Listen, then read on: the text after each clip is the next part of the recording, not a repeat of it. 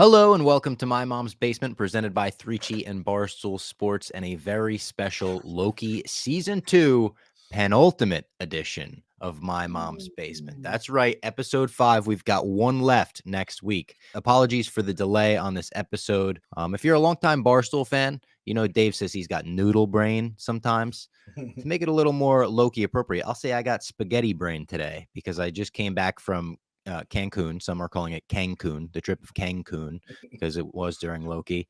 And we're recording this at 8 p.m. right now. We got picked up from our hotel at like 5:45 a.m. So I'm a little spaghetti brained, but we're going to make it through what was a very good penultimate episode of Loki, I thought. How we doing, Clem? Doing good, Bob. Welcome back. You're holding it together pretty well. I don't know what's going on inside that brain right now, but I wouldn't even know that you are. I mean, Jesus Christ, man, that is a long time to be awake. And everyone has that post-travel, I need a shower or just unwind a little bit, take a nap maybe. And you're just, you know what that is for me? I'm going to say that the H word. You're a hero. The good H word, not the bad H word. Oh, no. Oh, Bob. I mean, come on. This guy, Bob. It wasn't even on the right. That's the H man, not the H word. True. I mean, it is kind of the H word. Actually, a little bit. It is as much a word as it is a name. So that's fair. That's fair. My post-travel move is just like your guy Tony Stark. I just needed an American cheeseburger after a week of resort food, which was very hit and miss. I was like, I just need McDonald's. My girlfriend felt the same way. We got McDonald's, and I'll say it. I tried the Mambo sauce today. Big fan. I thought it was really good. That reminds me. I have an Instagram video that's just been sitting there unopened. I reviewed it myself. I like the jam more, the sweet and spicy jam. It's the only thing I don't like is that it's called a jam, but I get the jam as well. It's a little thicker than the sauce of the Mambo sauce. So I do appreciate that they did, show the differences there. But man, there is sometimes you just got to get your mouth on a burger as soon as you get back to the country. Start waving a flag and fucking eagle flies down. You were probably America fuck yeah was probably just playing in your head as you were eating that stuff. Totally. And you know what else? I'm drinking Pepsi right now. Had some Mexican Pepsi. Now, I like Mexican Coke a lot. Everyone knows I'm a Pepsi over Coke guy. If you know me, you know that about me. Mexican Pepsi, no bueno, as they say in Mexico. Not good. Wow. I'm kind of devastated by that. Like, Coke must just be cleaning up. Mexican Pepsi people, you guys got to figure this out, because the Mexican Coke, hey man, I've done these rankings for Barstools for years. When you talking Cokes, it's the big three of Cokes. Let's be honest. It's the McDonald's Coke, it's the Santa Coke, and it's the Mexican Coke. You want to throw the glass bottle, all one and the same in my mind, even though there are different levels they hit. And Mexican Pepsi just punting. They're just punting like, we're just going to try the American. We're going to go back here and just try to win the American audience. We're not even going to try to get Mexico. So I almost respect the game on that. Yeah, it was not good stuff. I don't think I finished a single can that I cracked, which is unlike me. Now, I have to say this for the people that are listening. The people on the YouTube can see it. There's one thing that concerns me right now, Bob. Can you tell me? I know. I think you might be paler than when you left. Are we doing the beach? Do we have SPF 100 on? SPF 50, I think it was, especially on the face. But yeah, I mean, listen, I'm tan. Okay, a little bit, Not really. You know, nice. I'm playing against myself by wearing a tan hoodie. I'm a little, I don't know. Yeah, listen, my goal was just to not get burnt out there, and that's mission accomplished. Fair enough. My goal, my strategy has become get burnt throw the lotion on when you can and just take the burn at some point. And then by the time you get back, you're like, I'm usually a perfect, like Dave says, what is it? The cookie gold, the chocolate golden cookie brown, whatever it may be. My Sicilian blood comes out after I get some sun in me. The Irish comes out, I'm red, and then I'm brown for like 2 weeks. It's absolutely beautiful. So I just had to call you out on that because I was a little concerned. Italian never peeks its head. It's crazy. Uncle Bella Della Bella, you know? Never. This is the thing. I used to go to Jamaica with some buddies. Every year we did Jamaica for spring break 3 years in a row because it works for the drinkers. It works for the drug heads. It works for people who just want to go and hang out with girls or go on the beach. And the guys who do the drugs, especially the ones that were a little harder, they would come home whiter than when they left, which was always hilarious to me. My parents was like, what the fuck were you doing down there for a week? So not me. I always came back again, golden brown. But my guy, Bob, I just have to make sure he's all right and getting his sun. But he's good. He's rested. was in the sun a decent amount. We did the pools and stuff. I tried a bunch of drinks off what I called Clem's menu because you just texted me a couple things you thought I would like. You hit with all of them. The Miami Vice, the mudslide. I didn't do a strawberry daiquiri on its own because we did the Miami Vice and I did a pina colada on its own. So it was like, all right, I already got a taste of that. But I tried a mahi mahi, as we were saying last week. The Mai Tai. Didn't love the Mai Tai, which this is going to sound bad on me. It wasn't sweet enough for me. I know people are like, that's a sweet drink, but I need like real sweet. Well, and that's what I'm saying. You really cannot go. The bartender has to be trying really hard to fuck you over if they fuck up a frozen drink that is probably 90% sugar and just a little bit of booze. Those were good. All it is. The Mai Tai is like a legitimate drink that you're getting with a bar and they're mixing stuff up. So, or excuse me, the mahi mahi. Did you end up eating any mahi mahi? Are you a fish guy? No. I am a fish guy, but we didn't like eat at like a fish place. We went to an Italian spot, went to steakhouse, we went to another spot. I don't know. The week is kind of a blur because we're all obviously still like getting acclimated to being back, but it was fun. We had a group of 14 at this resort, so it was 14, holy like it was fucking packed. Yeah, it was a good time though. Really good time. Cancun was always like at least when I was growing up, that was like the main spot where everyone would go for spring break. And we kind of stayed off that because it did feel like the main spot where you're just gonna have a billion spring breakers. This is obviously a different time of year. But 14 people, man, Bob Fox rolling deeper than the fucking TVA crew. Shout out to you guys. Yeah. Gia will be back next week for the finale, by the way. She's at a concert tonight. Obviously, we had to like throw this in the blender schedule wise because of the Cancun trip. So she'll be back for the finale. She's at a concert. Hopefully she's enjoying it. I forget who it was. Someone that Renee Rapp. That's who it was. Because I got recommended Renee Rapp recently. I think Gia, we're gonna see if she's able to. I feel like she's gonna have to do some heavy lifting on the Marvels here because I feel like She may. I feel like we need. I don't think she's excited for it though. Everyone is not very excited for it, yeah. from what I can gather. And I'm like, man, it is easier to do these things when there's three people just kind of bouncing ideas. I can't remember a Marvel movie with less hype going into it. And listen, we give everything a fair shake here.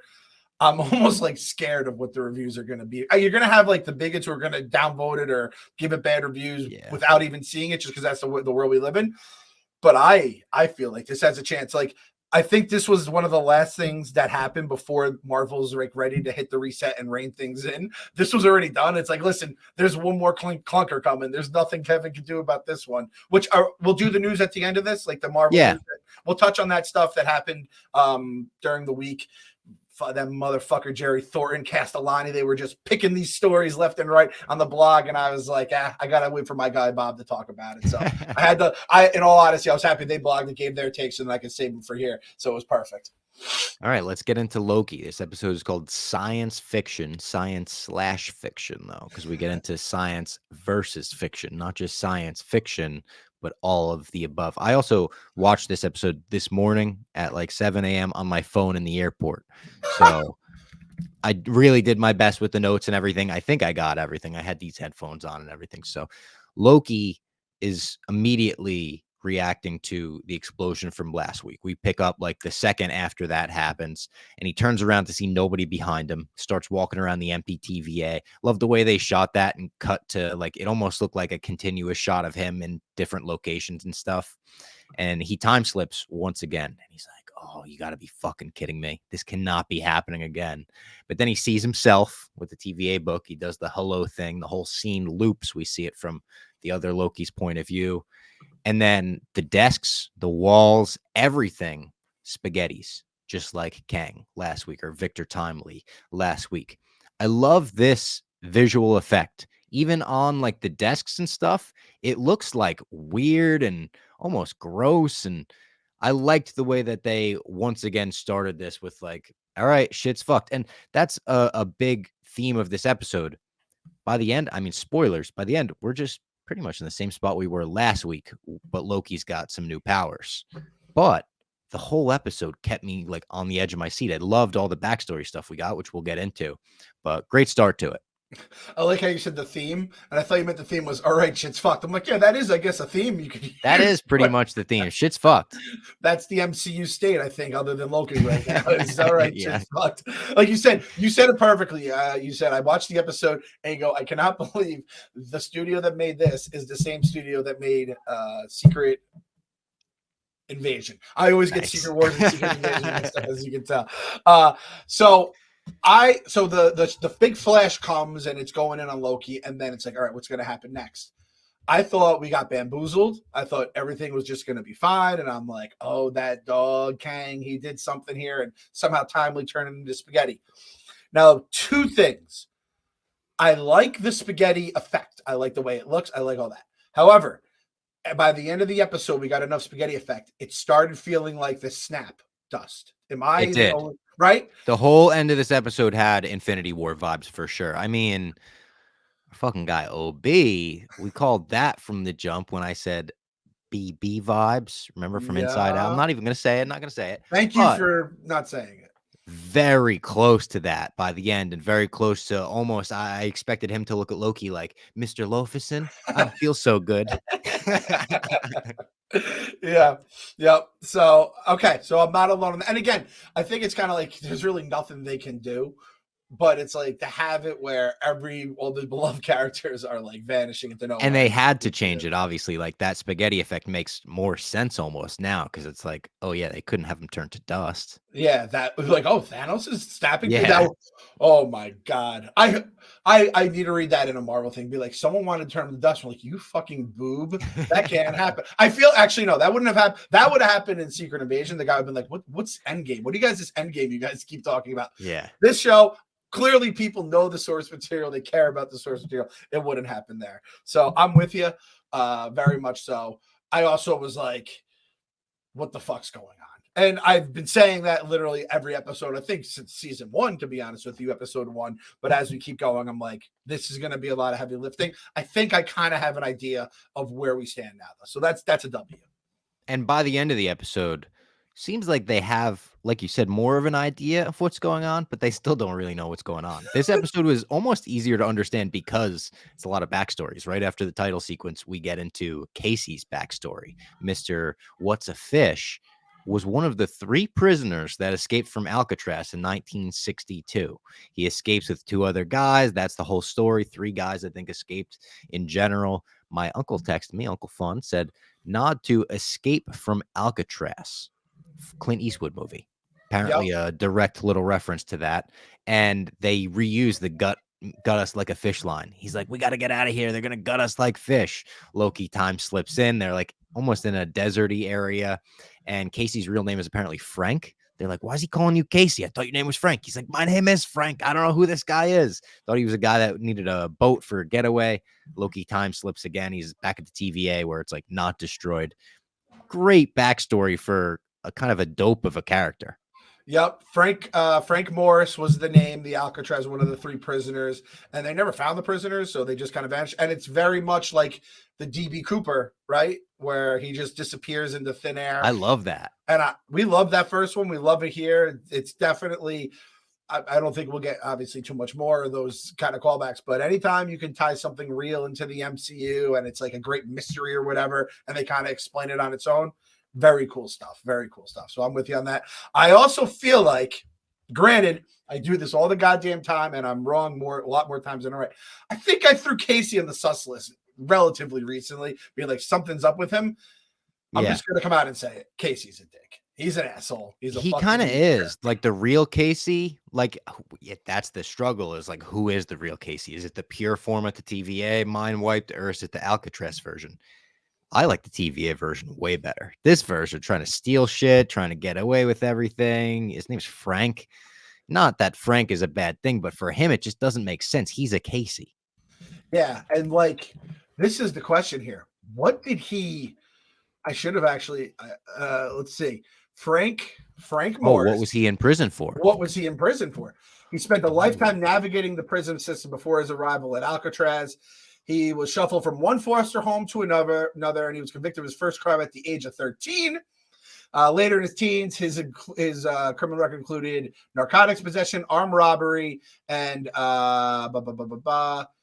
okay. So All you right, know what? troubled youth. I He's all was just right. hand up. Not we're not signing off on armed robbery, but I was thinking we had like murders on. I thought we had bodies here, but this strikes me. I think we've learned this about Casey. You wipe this guy's mind clean, you get all those awful, memories of the foster care. Not such a bad guy. It's like yeah, nurture versus nature. You know what I mean? true. That's a great science reference. We're talking science fiction. Science, bitch. I might come like discuss this in my brain every day. Like, does my son act like this because of me, or is it because of just the nature? And I just don't know the reason, Bob. I just don't know the reason. I just hope he doesn't become. I hope he doesn't get sent to whatever Alcatraz is when he's older. Oh no, in that'd be 13 bad. years or so. That'd be real bad. Very bad. Hopefully not AJ. We're gonna keep him off that path. We see B15 as a doctor or pediatrician in 2012. Here's how tiny my friggin' brain is. I see 2012 and I'm like, that girl got hurt in the Battle of New York. Awesome. And it's like she climbed a tree. 2012 New York, no less. Let's call it what it is. I mean, come on, yeah. 2012 New York. And the question is, do we get that payoff later where we get first Avengers movie in the background when she gets sent in?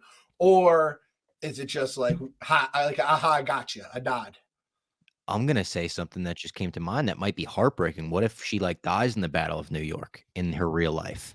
What if she's trying to save people running in and stuff, and it's like maybe she doesn't want to go back to that life because it doesn't go past that point or something. Killed by Loki? Oh, that would be metal. That'd be good. That would be good. Kind of want it to happen. That's kind of fucked up. I just wish a doctor. They're definitely going to pay that off, right? At some point. Are they going to go back to that though? I don't know. This is our tiny brains. We see 2012 and we're like, they're going to that battle. Not necessarily. We got to pull the brakes on that. But she puts a cast on a little girl. She signs across the whole cast, which I was like, you're taking up a lot of real estate. The class is going to want to sign that. But she writes like, don't climb on trees anymore. It's a nice scene where you can see she's just a nice person in real life. And then Loki shows up super briefly. But then we get maybe the best moment of this episode. Our guy Mobius on his jet ski. He's in Cleveland, Ohio. His real name is Don, which is contrary to Frank being a horrible name for Casey. Don is almost the perfect name for this version of Mobius. And it's 2022. He's just trying to sell jet skis at his jet ski shop. Loki comes in trying to talk about the TVA. Also, when Loki comes in and he warps in at like the wacky waving inflatable arm flailing tube man. Yes. Good shot. Very good shot. And he's like, the TVA, like Mobius, you don't understand. He's like, an ATV? You want an ATV? I got ATVs upstairs, right upstairs. I can't do the own lessons. All right, better than mine. I will say that. Good work, Bob. How good was this, man? I'm just happy it paid off. I'm happy we got it. Again, two things. One, I wanted to see him out there just, shredding some weight. Yeah. I would have liked to see him legitimate action mode. Or I'm just gonna call it what it is. I kind of like said it last week a little bit. I kind of fell in love with my Wedding Crashers alternate reality. Yeah. And I'm like, this is a 1 in a billion chance payoff, but if it hits, boy, is it gonna hit. Rachel McAdams being there would have been magnifico. But him being in Cleveland of all places, we're thinking like he's gonna be Malibu or something. And it's like Cleveland. I don't think you should not be any of the mistake on the lake. You don't want to be near that lake on any kind of ski. Well, jet ski, regular ski, water skis, whatever it may be. But man, it just felt good. Good ass salesman too. You can tell. Yeah. He's like going through the grind. I appreciate it. And like you said, the name Don, just hearing him get called perfect. Don, absolutely perfect. Also, the guy being like you said, great salesman. The guy being like, I'm more in the market for a dirt bike, and he's like, some say the jet ski's the dirt bike of the sea. Like, that's a guy who knows how to sell a jet ski. And then you cut to OB in Pasadena, California, 1994, where he's trying to buy a science fiction book, and he puts it on the counter. He's like, this guy's the best. He's got all the best work. You only got a few copies of this left on your shelf. You better read it fast if you want to. And they're trying to ring it up, and they're like, this isn't scanning. They open up to the back page. They realize this poor guy, put his own books on the shelf of this bookstore and trying to give them money for his own book just to try to, get the word out, get the hype up and whatnot. And they throw him out on the streets. He drops his books on the way out. Oh my God, my heart broke for him. He's a hustler, homie. Shout out our guy OB for doing whatever it takes. I appreciated the fuck out of that move. It's an outrageous move, but hey, like if It you're just is. trying to move that paper, baby, you got to make it work some way or another. It reminds me of when Portnoy used to put in ads for steakhouses that weren't paying him. He just would put them in so that other people would be like, oh, I got to advertise in this too. Yeah. And I said, holy fuck, that guy Dave is really fucking smart business wise. You got to do what you got to do, baby. And that's what he was doing. So again, tip of the cap. What was his name? Did we get his name? We definitely did, because it's definitely on all the books. But like I said, I watched it at like 7 a.m. on my phone in the Cancun airport. I did not get it written down. I mean, you know what? I'm gonna do this here so we don't get yelled at. We don't get our mentions. Let's see. Let's see if I can look this up real quick. Come I was on, gonna say, come on. while you find that, I think I've told the story before, but based on Dave doing that, like pitting advertisers against each other thing, when I was Yep. trying to send Dave shirt designs in high school, I thought it would be smart to tell him I had other offers for the designs I was sending him, until I sent him a design that he had the idea for. And I was like, hey, some other sites are trying to buy this. Like, are you interested? Just trying to get a response out of the guy. And he was like, I would recommend you never, ever sell one of my designs if you ever want a job. And like sent me like a stern email, and it broke my heart. I was like, oh my God. Oh no, Bob. Yeah. And I've talked about it with him since, and every time I tell the story, he's like in tears laughing at like sending me a mean email in high school. You gotta love like Portnoy. He just doesn't care. He's just gonna laugh at your ass. And oh man. Yeah. It was, and the actual design was a Mets design. It was I think Syndergaard and DeGrom as the Rockers. Oh, that's a good man. Yeah, I would have sold. That was Yeah. now that was that the one he was. That's the one he was gonna sell. He had the idea for that shirt, and I sent him like my concept or my design, and it wasn't great. I could probably still find it. I'll go back and try to find it for you. That would have been funny if then Kevin finds out that like he's like, who the fuck is this Robbie Fox guy trying to like get my Mets money here? Yeah. Did you find his name or no? I tried. I All right. couldn't figure it out. OB. We're gonna call him OB. We're gonna call OB's a him good OB. name for him. And OB goes back, I guess, home, or at least to his lab. He said it's in like a very discreet location where Loki time slips right into his spot. And he's more receptive to the whole idea of time slipping than anyone else, because he writes science fiction. He's like, oh, this is just like my time travel book, The Sons of Euron. And Loki's like, what is that? And he's like, it's only my best-selling book ever. Like, I might be able to find you a copy. He's sitting on like a mountain of them. He's so delightful as an actor. He reminds me of Data, like on screen. I'm like, this is Data all grown up from the fucking Goonies. Even when he builds the tent pad later, I'm like, this is fucking Data. You have your Wedding Crashers analogy. I love my Goonies thing here. I just want them to wrap in all of these random universes. That's what the temporal loom is.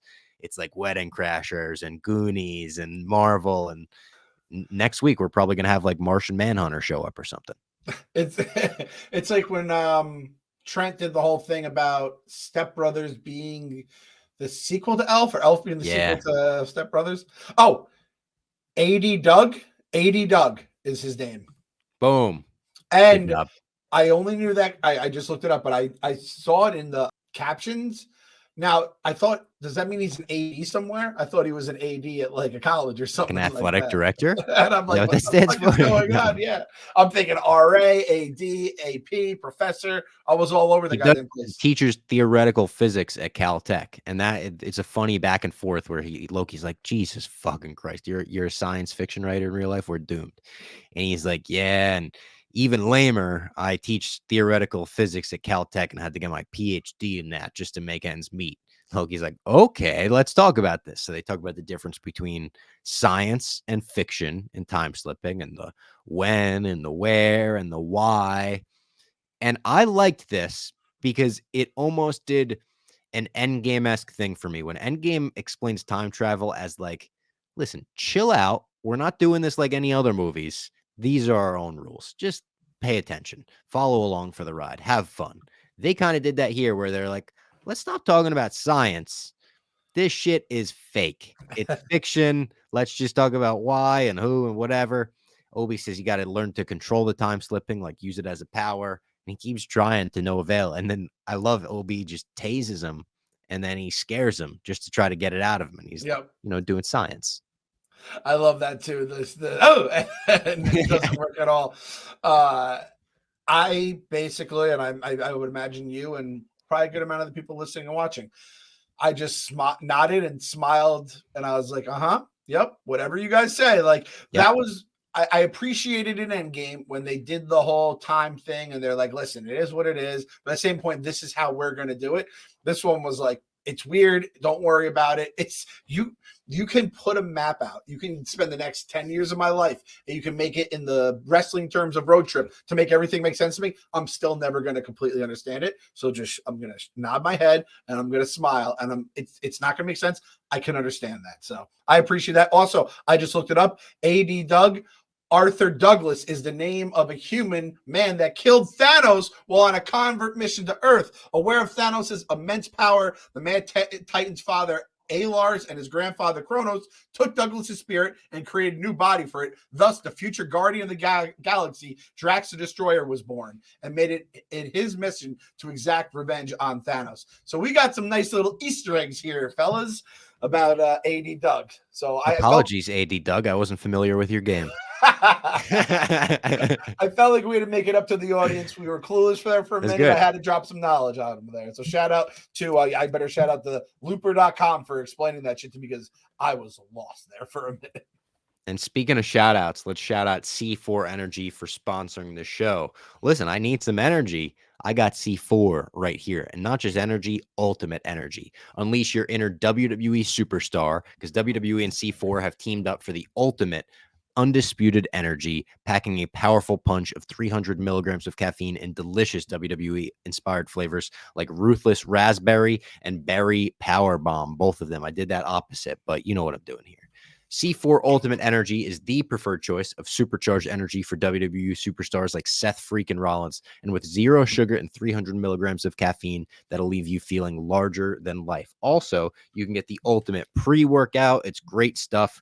All of it is available at GNC online or at findc4.com. So it's time to step into the ring, get in there, and grab the new C4 Ultimate Energy WWE flavors today. Again, at GNC online or near you at www.findc4.com. Our boy Bob Fox right now, in the words of Obi-Wan, as he's just trying to battle through this with no energy, he's more C4 energy than man. Yes. OB says we got to get the band back together, and then you kind of see with the direction of this episode where it's going. And they need the group's temporal aura for it to work like coordinates. Again, don't know what they're really talking about here, but I'm just trusting them. I'm along for the ride. I'm on a boogie board for this wave. And Loki gives him the TVA handbook that he wrote. And he's like, you got to come up with this temporal or the temp pad. He's like, that'll take a whole lifetime for me to come up with. I don't know the technology. But he gives him the book. And he's like, all right, I'll get to work on it.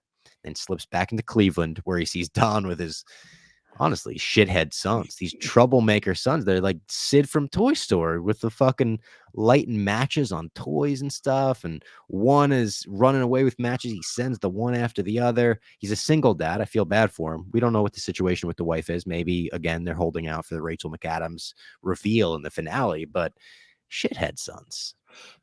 Okay, I'm happy you said that, because I was like, these kids feel like the bad kids in school, which I didn't like about. And I don't know if probably spoilers. Someone said this too. He's like, oh, your mom just left suddenly. Did the mom get snapped? Because this is before Endgame right now, and she just disappears. And there's a chance our boy Mobius, aka Don's, gonna go back to his boys after saving the TVA, and Mama's gonna come back, and these little shithead sons are gonna stop being Sids and be more like Andy. I'm telling you, that fucking burnt toy looked like a Combat Carl too. I swear to God, if that, we have to ask the writer of Loki if that was meant to be a Combat Carl, because it looked just like, oh no, not Combat Carl. So and I didn't notice this when I was watching it, but someone, I might have been heavy spoilers as well. They had the old bed sheet out the window gag.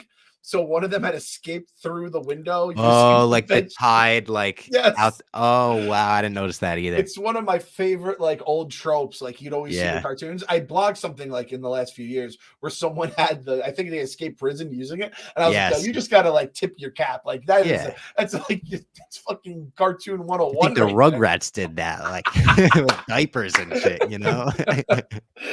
So they are absolute shithead kids. Question is again, nature versus nurture. Like, would they be shithead kids if the mom was around? Is this guy too tied up I didn't trying think to about sling that jet snap thing. skis? I think that's a good theory. That's a great theory because especially the way he said, we lost her so suddenly. So I'm thinking, oh man, it must have been like a car accident or a fast moving cancer or something, or just again, Hurts is a Thanos guy. Doesn't make me look good Yeah. right now that we're losing family members. As And I'm looking at your Infinity Gauntlet, the tool that allowed it to let's just happen. throw it on right now. Oh, and there's the replica. Yep. Hey Don, how bad you want those kids back? I could do it in the snap of a finger right now, buddy. Loki goes to Don and he's like, "Did you follow me home, or you live in the neighborhood? What's going on here?" He's very like, why is this guy from the store at my house right now? Big sus move. Big Yeah, sus move. That would make me uncomfortable as well. He tries to explain what's going on, and it just makes it even more sus. And he shows him the two jet skis next to each other. He's like, "I would never sell these, but I got to get rid of one. The wife's gone now." And he like, it's like kind of like very nice. It's like a bro moment where he's like, "I would sell you one of my jet skis, dude." But Loki's not interested in these jet skis. OB eventually just walks in. He like opens up one of those doors. He walks in with what looked like a rudimentary, like huge version of a temp pad. And I liked that as well. And he's like, "Oh, yeah." He's like, "I thought you said that would take a lifetime." He's like, "More like 18 or 19 months. Like, I went to work on this and it's been that long. And boom, here we go. I have it. Again, data, all grown up."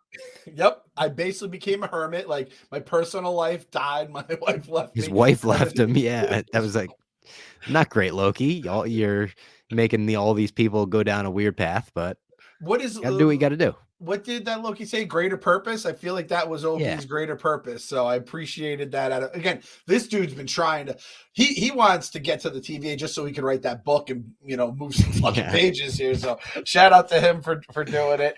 And our boy Don can just sell water to a well, and then he's going to sell you a jet ski to ride on that water. And shout out to him. And that's the thing about Don. He would have sold you that jet ski, but he would also be like, "Hey man, I'm going to try the Owen Wilson impersonation. I'm going to embarrass myself."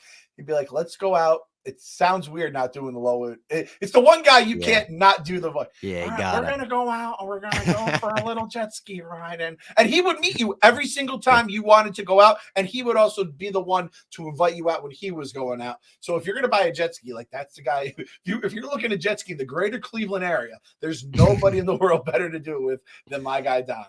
I've never been on one, but Don made me want to get on one this summer. Bob, I've been now far away. I believe the first time I went on a jet ski was in Cancun. In Cleveland? In Cleveland. That would have been a twist. And it was fucking awesome. And I just remember going back to my house, like, I want a jet ski so bad. Oh my God, it was the most fun. And I've been on jet skis 2 times, and both times were absolutely incredible. Quick little Cleveland story for you. I'll keep this one under 60 seconds. Used to do a baseball trip every year. Used to hit 2 or 3 baseball stadiums with a bunch of buddies, take a van, absolute great time. Went to Cleveland for an Indians game, obviously. Now the Guardians, I don't want to get canceled.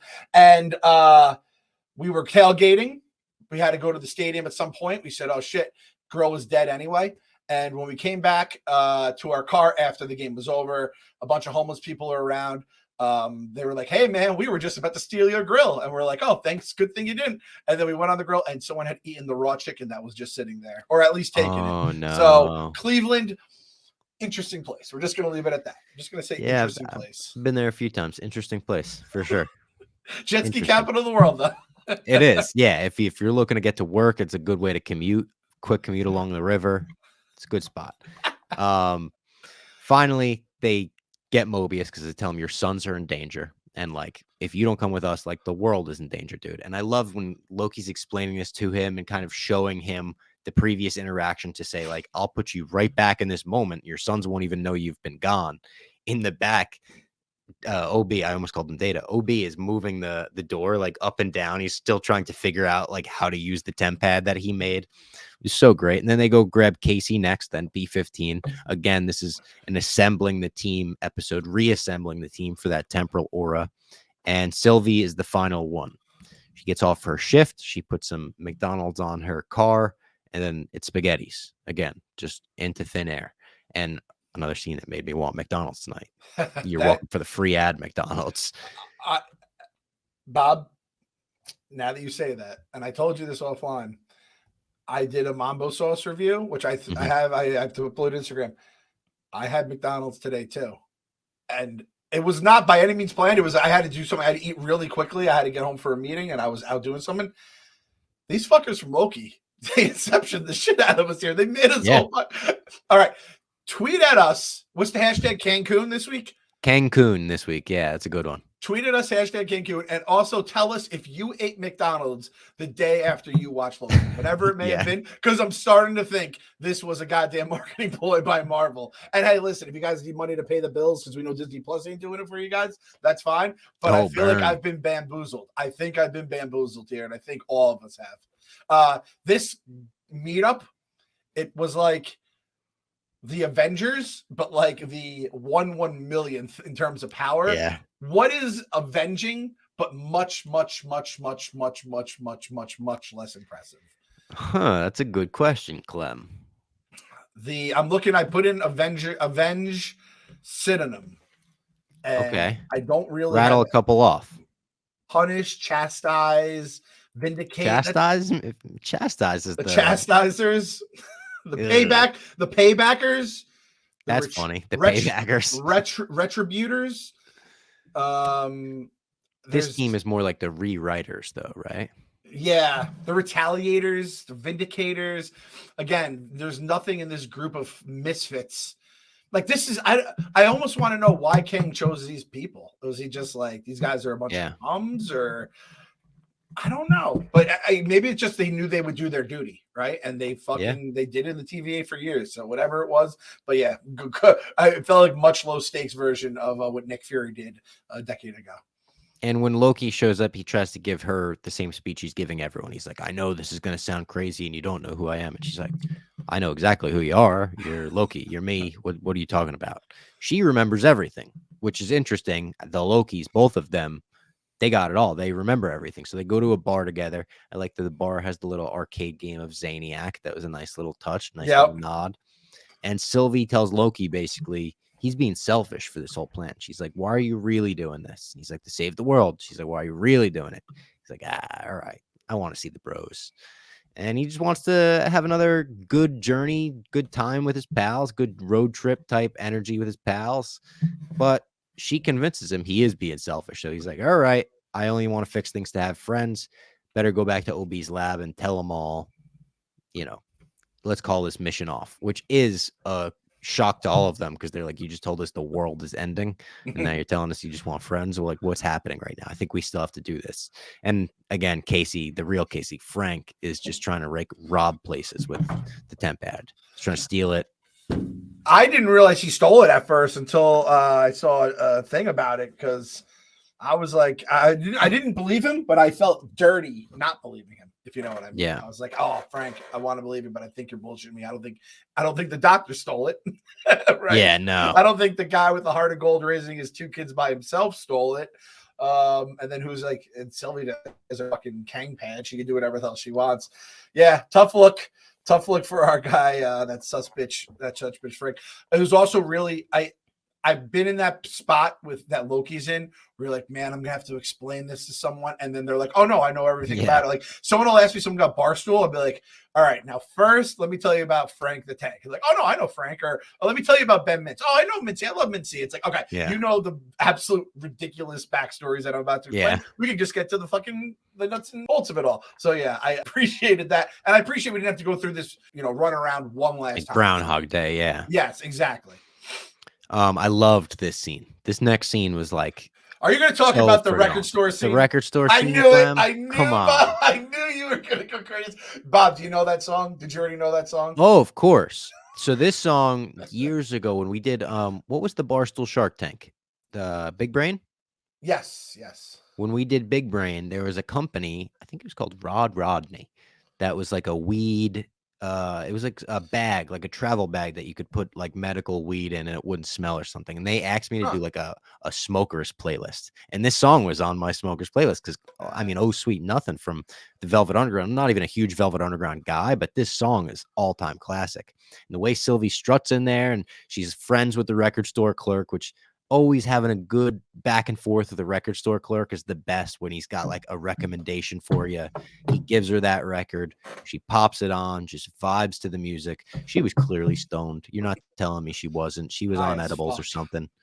And then everything fucking spaghetti's again. Up front at the record store, like the window starts coming out. He's looking out. He's like, what's going on? He starts running back to Sylvie. And when she looks back, man, it almost looks like the inside of a fucking mushroom or something. The way it's all like strains. I mean, that's what she was seeing for sure on her mushrooms. Did too much 3Chi, kind of one of those memes, Yes. right? Shout out 3G. Yeah. This song um, goes well with Richie as well. Promo code yes. basement 15. I just used that. I told you, I just got my shipment. It's upstairs. I got my happy and my calm. If you want to know what I am doing with 3Chi, I don't think it's a surprise. Happy and calm. Imagine if I just got the 3Chi that just makes you rage, and I just turn into The like the Lewis little, Black Inside Out. yeah, the Incredible Hulk one, and I just turn and I just smash it in the garage for 5 hours at a time. But that, yeah, it was just a dope scene. It kind of gave. I've never done the whole record store thing. Again, CDs were my thing when I was growing up, and I don't even know if I have like a record store all that close. I probably have one or two that are not that far, but I've just never gotten into it. Papa Clem still has a record player, big music guy, drummer. I think I've mentioned that in the past, but just like a good ass, like just get high and just sit at the record store. Like Heavy Spoiler said, this feels like the record. It's a loop that always has the same thing, kind of what this whole show is. It's just a big loop that's always happening. Very cool. He said he thinks Loki could be the customer that came in. I didn't even think the customer might mean anything, but the customer could mean something, right? And takes away I the guess mug. so. So Yeah. there are some potential dots that could be connected coming next episode. That scene might come back to us some way, somehow. And it was cool how they almost like they saved the vinyl for last in terms of spaghettiing. That like zoom in shot of the vinyl spinning and then spinning out was really cool. The way they Yeah. shot the season was great. I think the directors of this season, I think it was a team of 2 guys. I think they're doing Daredevil Born Again, which is a very smart next move for them. Like, do the next serious, very important show that obviously people are going to care about because Daredevil has that existing audience already from Netflix that are going to be like, you better not fuck this up. It's like we always say, "Oh, we're gonna watch." Like we really are gonna have We gotta, to watch. yeah. Just so we have an idea if they're gonna keep it going on somehow. And good for Daredevil bringing guys in that clearly are good at their job instead of whatever the fuck they. I'm not even gonna go back. I won't even throw that show under the bus again or the movie we've been throwing under the bus. Just some of the bad choices the MCU has made lately. Nicer. That was a nice move by you. And then back at the OB lab, Casey turns to Spaghetti, and then OB, and then Mobius, then B-15. Again, this was the Infinity War vibes. And Loki looks back to Sylvie, and they're looking at each other. It's like the heat of the moment. He's hearing all the voices of his friends that are now gone, and he's freaking out, screams, and his face friggin' warps into this crazy emoji-looking face. And he finally does it. He finally controls the time slip. And he sees the whole group again, and he says it's not about the where, when, why, it's about who, which again, the science, the fiction, the complicatedness of all of the TVA and temporal loom stuff, they threw it out the window for a second, and they were like, here it is very simply. Loki cares about his friends. He's got to think about his friends and save it his friends to be able to use this power. And now this power is like, this is like huge. Like Loki is, if he could slip through time and space, he's almost Doctor Strange powerful. Am I crazy in saying that? Our boy Loki is leveling up before our eyes, man. He's fucking like, I mean, God. Like, I mean, we've already talked. He is a god of Mischief. He kind of does the Doctor Strange stuff as it is, and now he basically has a human. He's like he is a time stone. I don't know if any character has one more this phase than Loki because he's doing it in terms of powers.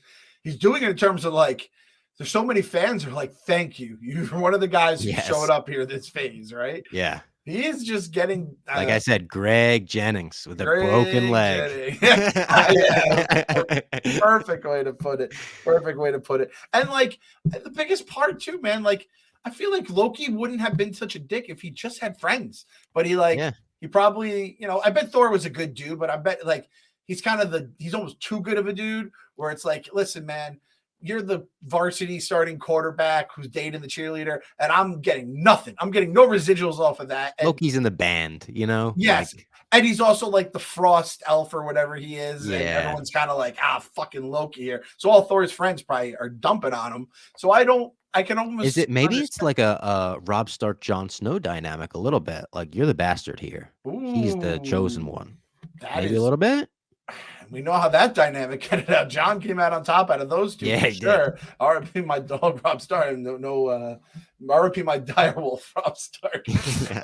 But yeah, that's a good way to put it. And now I'm like, oh fuck yeah, we got a Norse god that can really fuck some shit up here and go timelines. And I'm like, that's gonna. Now I'm also thinking two things. I'm thinking, A, we have Loki now. We have him unlocked. He's gonna be able to use magic. He's gonna be able to time hop, do all this shit. And then I'm like, is he basically gonna be fucking stuff up so badly and is gonna be the reason Kang is just butt fucking us for the rest of the next couple phases? That'd be bad. Yes. That would, yeah. Ooh, that'd be tough because we'll get into, I mean, we're basically at the end of the episode. He says, I can rewrite the story. Huge moment with the score, really builds up. One of the first moments this season where I was like, whoa, this score is like incredible. And then he slips right back into the moment before Timely gets spaghettied and stuff. But we saw one report from a Marvel executive or something that saw the final episode. And they were like, oh, yeah, they're fucked when it comes to Kang. I think that was like the exact quote because I guess Kang is going to be a big part of, obviously, they're trying to set up Kang with Loki. I still think if they set up Kang huge, and we saw another report this week that said maybe they're trying to replace him with Dr. Doom in terms of who's going to be the next big bad of the MCU. I still think you can do that. I don't think any fan is going to be upset about Dr. fucking Doom coming in and stealing the spotlight from Kang. Maybe I'm crazy.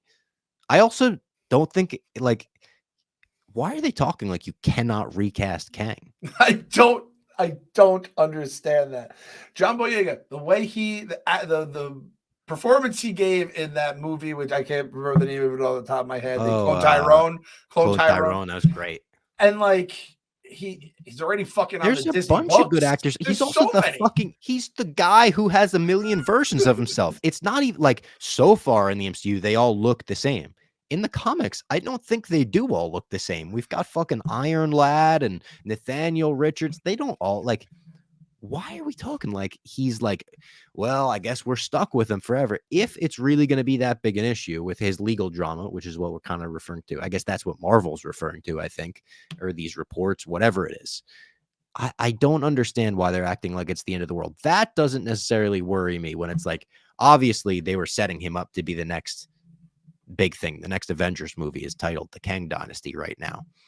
If you have to do away with Kang, I don't think it's like a torpedo for Marvel Studios. It's very much not. And listen, we talked about the He Who Remains episode and performance was fucking incredible. And he even had some moments in Quantumania that were great. He also had some moments in Quantumania where like, well, that kind of like was a letdown, right? And he hasn't really been in Loki at all. He was a fucking guy from the 30s or whatever.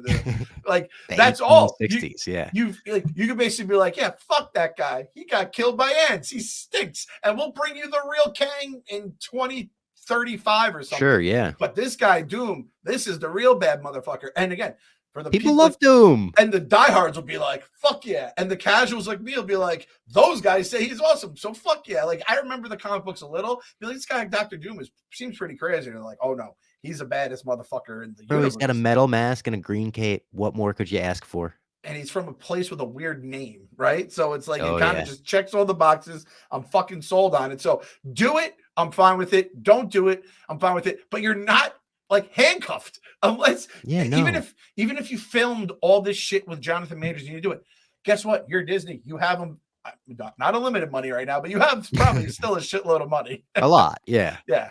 Like that's Dave. So Dave had unlimited money, and or Barstool had unlimited money when we were on my pen. It's not unlimited anymore. We have to be a little smarter with things, but still better than it was like 20, I 10 years ago. also I know they've done Secret Wars twice in the comics. Doom is the main villain both times. So the fact that they were gonna do it maybe without him, I don't know if they were gonna do it without him because we know we got Fantastic Four coming. They're probably gonna either use Doom or at the very least tease him in that movie. But yeah, I don't think it's the end of the world at all. Also, I saw some rumors that that Fantastic Four movie is going to take place in the 60s. Jeff D. Lowe texted me about that. I think that would be awesome because it's the guy that did WandaVision. And he really thrived with like the kind of stylized, I'm going to make you feel like you're back in the 70s watching a sitcom.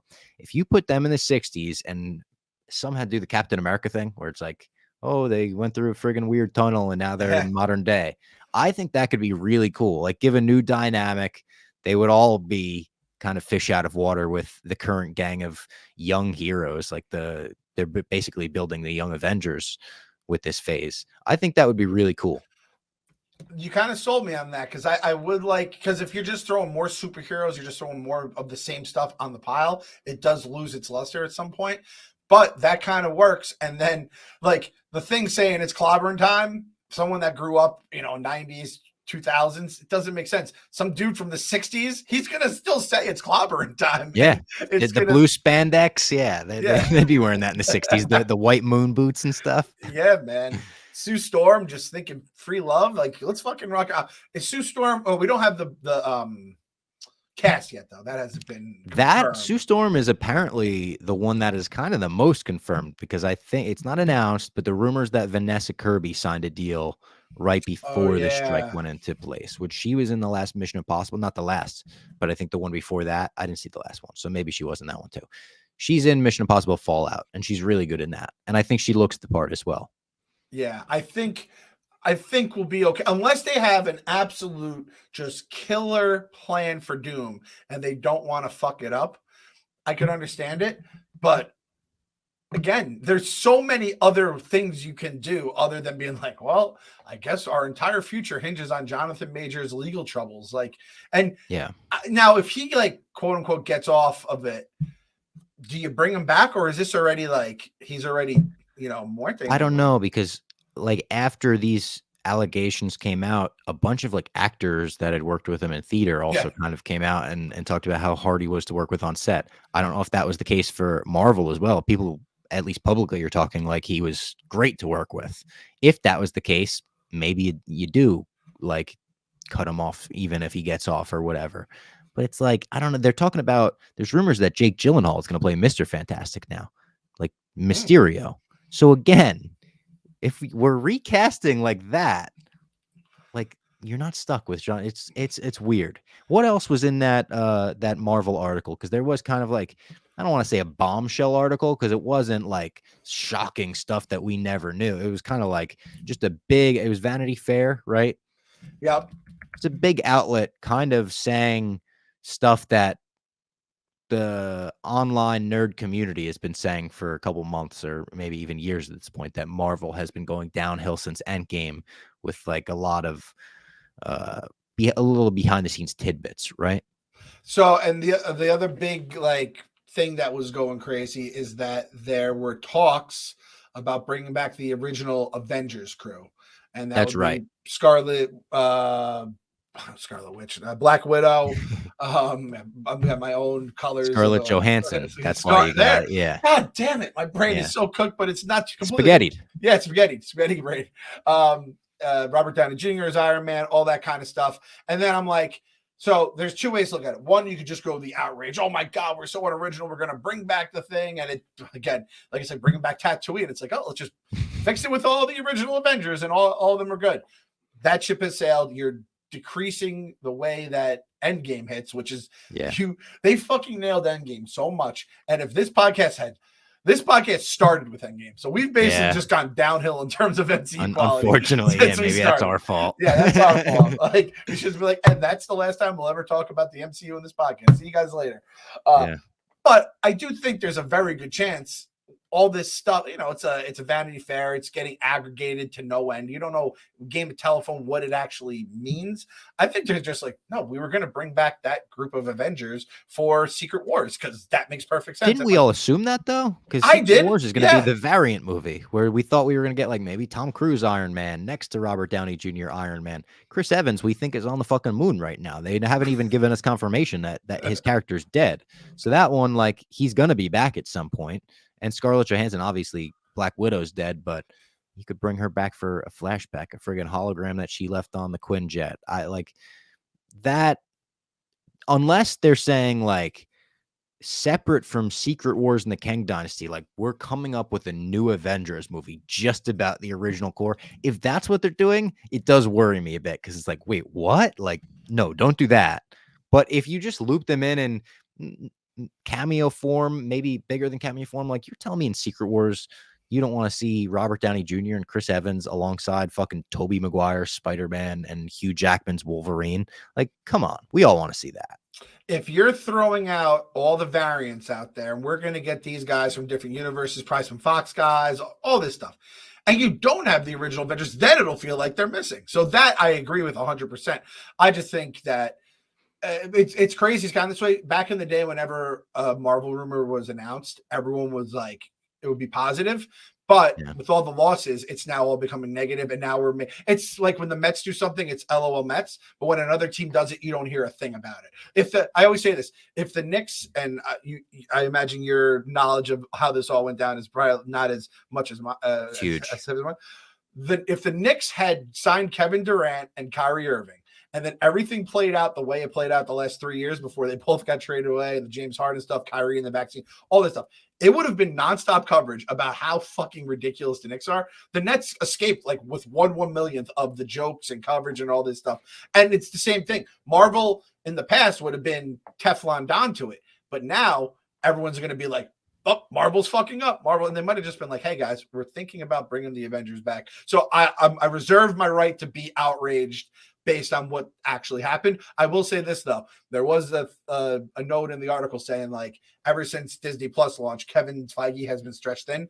Stop stretching that fucking guy so goddamn thin. And we need him to be basically the Portnoy, where it's like he has like a million things he's in charge of, but he's not getting stretched thin. And he can just be like, yes, no, because that guy has the magic eye.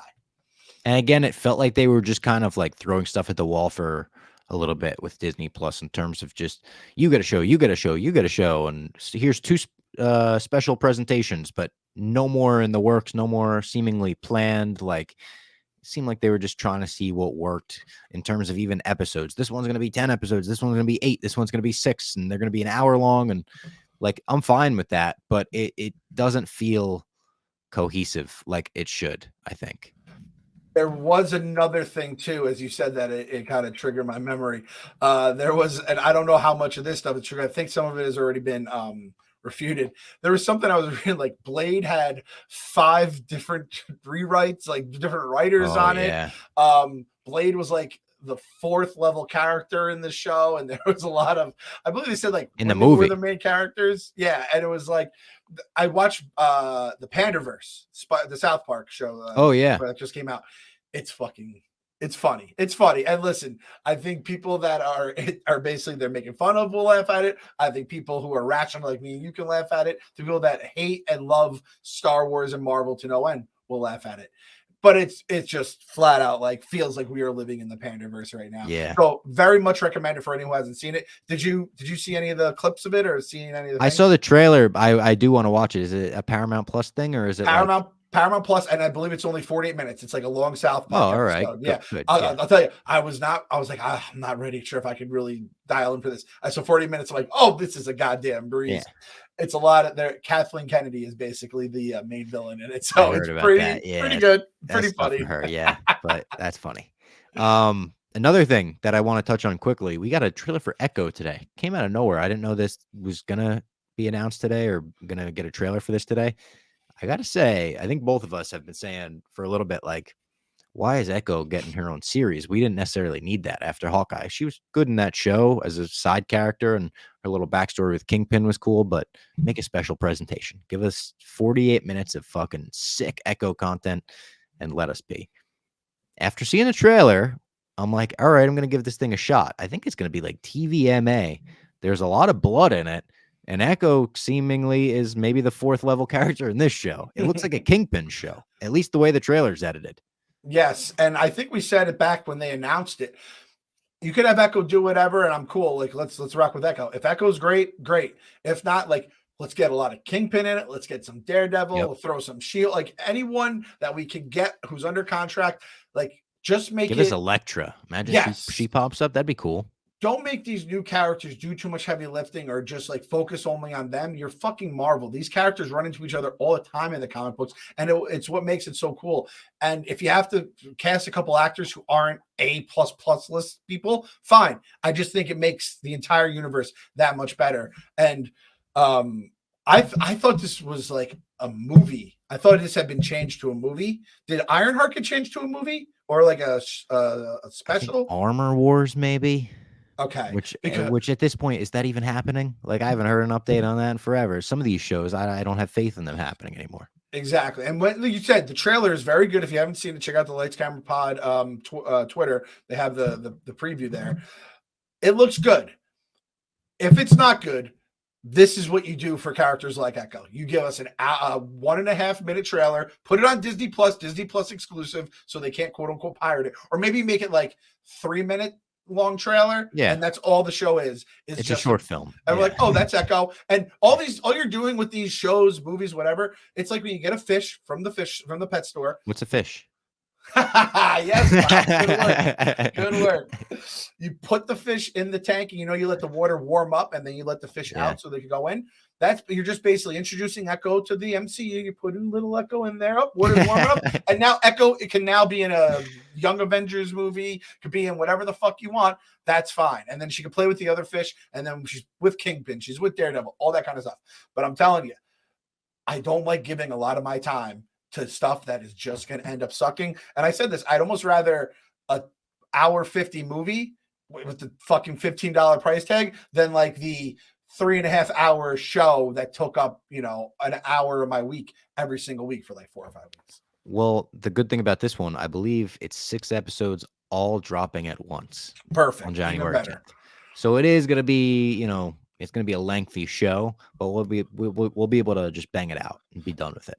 I don't know if they have the capabilities. I'm going to need Disney Plus to put that. You go 1x, 2x, 5x speed. Yeah. So if it's bad, I'm just going to start ratcheting it up. But it's not. Listen, you throw TVMA on something, you have my attention. Yeah. Yeah. So and Kingpin. I mean, have him say kill that guy at some point, and I'm in.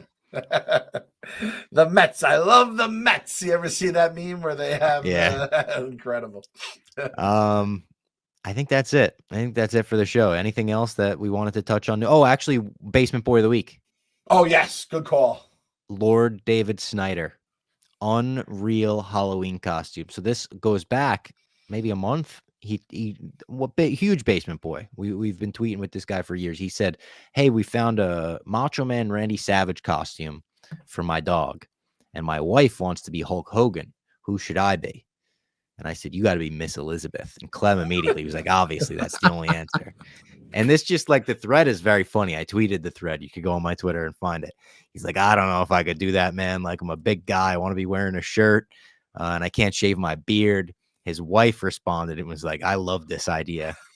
I forgot about this for a month. And then on Halloween, he tweets the two of us. This motherfucker is Miss Elizabeth, and it was amazing. And the infamous picture where she's like back to the camera, like, oh no, like holding back the mega powers. Yeah. A+++, absolutely perfect. The shout out the wife for being in on it, making him do it. Shout out for him for actually going through with it. This year I feel like Halloween, I didn't see a lot of good stuff leading up to it. Halloween night, I saw some pretty good costumes. Not in real life, I saw very few good costumes, but on the internet, I saw Kim Kardashian and Northwest did the Clueless. Sharon, I saw that. Yep, Kim was the main character. I noticed. Yep. Odell Beckham recreated the Big Daddy peeing on the building with his son, which I thought was great. And there was a few others. Our girl Libby Dunn did Khaleesi, but this one was the winner. It's the winner, hence Basement Boy of the Week. So shout him out, and shout out the wife, shout out the dog. Everyone did their job. Everyone did their job. That was nice to see. The only other thing I'll mention is that we are now, I mean, shit, man, we're a week away, right, from Marvel's coming out. Yeah, I think so. Like November 10th. Am I right about that? Yeah, I think so. Because Sienna's birthday is the 11th. I knew it was right around her birthday, so it was coming out. We're not looking forward to this movie, but we are going to review it. We'll see it. Yeah. I'm going with very low expectations. So I feel like if it's, and you said it best, if it's, honestly, if it's below average, if it's on the ball scale, a 2.5 out of 5, I think I'll end up being happy with it. I'll be like, Yeah. you know, I think I'll say that was surprisingly good. And I liked the first one. I think I liked the first one more than most people. But you're taking out the 90s and you're taking out Samuel L. Jackson and you're putting it in phase 4 and it's the shortest Marvel movie and the test screenings weren't good. And I'm like, but they keep teasing the X-Men now. Did you see that? They're in the trailer. Bro, in the trailer, it says like, find out what's next. And all the letters fade away except the X. No, I didn't even realize. Now so I think they're starting to get a little desperate. Yeah. And if the X-Men aren't in it at this point, you got to give us one X-Men in this movie. Then you're gonna really piss people off. I mean, if I had seen that, I'm kind of mad now too, and I haven't even seen the movie. They might. It's the new aerospace engineer. Like, fucking, I better see Magneto or something. It's funny you're going in the movie with a bad taste in your mouth to begin with because of this face. If they had pulled the Ralph Boner joke on us right now, I think someone would have actually like stormed the HQ, the Marvel HQ. It would have been me. I would burn it. So Marvel, like. I'm going in with such low expectations. And again, I think I remember as Captain Marvel. I was like, I didn't love it. I didn't hate it though. And that was one of those movies that got like the haters out and review bombing and all that stuff. You guys are on your own on this one. You know, we got shit for covering She-Hulk, which I thought was like an all right show. It had its moments. And I'm telling you, the fucking haters of She-Hulk, go watch how they ended that fucking season. They fucking called out Marvel and all their bullshit that we've all been complaining about, and they are getting the check from Marvel. You should be fucking saying those people care more than all these other bum shows that we were fucking getting behind. She-Hulk gave us like a Wolverine tease in a news headline. Like it was like man with claws, like gets into fight at bar. Yep. Like, come on, guys. It had some decent stuff in there. I also love that she was like, I took down Matt Murdock. I took that Daredevil dick down. Like, I appreciated that about him. It had some grown up stuff. More adult, yeah. It did have like the twerking scene, which was bad, and the CGI, which was ugly. Fully admit. So, but which Marvel's they apparently spent unbelievable money on. Like every episode of She-Hulk cost more than every episode of Game of Thrones in the final season when it was at its most expensive. That's bananas. Again, the people who were in charge of this shit clearly were fucking above their heads, and I think Loki cost half of She-Hulk. Like, what are we? Again, Marvel is so fucked right now, or they've been so fucked. I think we're gonna get the all right, no more spending. I think Barstool kind of had this at some point. Where like we have once Dave took Barstool over, was like, we have an org chart. What the fuck is this? And he just ripped it up. He's like, no, we don't have that, and we have to cut back the spending, do some stuff, yada yada yada. I hope Marvel's gonna kind of get to that phase, but I'm gonna say, like, I think Marvel's is one of the last projects that's from this old era. So I am going in with very low expectations. You said G is kind of in the same boat on this too, right? So we're gonna try our hardest. We have the Loki finale. So we'll do Loki finale next week, and then Marvel's for the following week. Probably, yeah. Okay, so that works. All right. Thank you guys. Hashtag Cancun this week. Thanks for hanging in there with the delayed podcast. And we will talk to you next week for the Loki finale.